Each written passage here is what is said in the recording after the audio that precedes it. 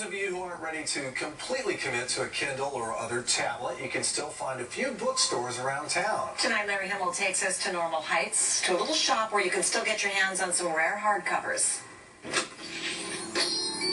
Adams Avenue in Normal Heights was once the mecca of the manuscript.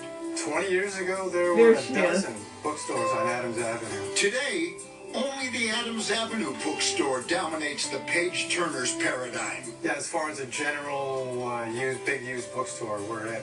Scott Emerson manages this still popular nook for books. I hear it time and time again from people from high school students and on up into their 80s.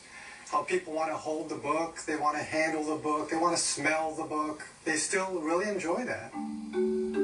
The Adams Avenue bookstore stocks mostly used, rare, and out-of-print paperbacks as well as hardcovers. We have such a wide variety. It's from brand new things back to the 1600s.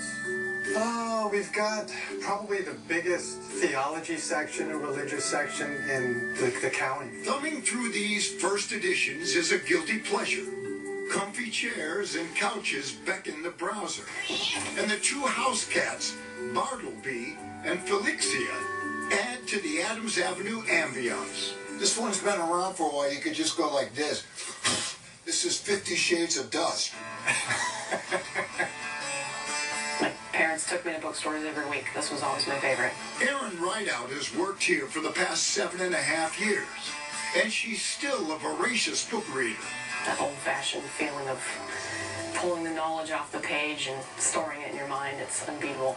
See, we need to combine this book. We got Cats for Dummies, and we got Play-Doh. I need Play-Doh for Dummies.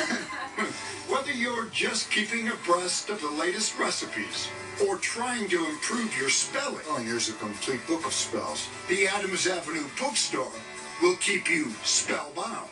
Larry Himmel, CBS News 8.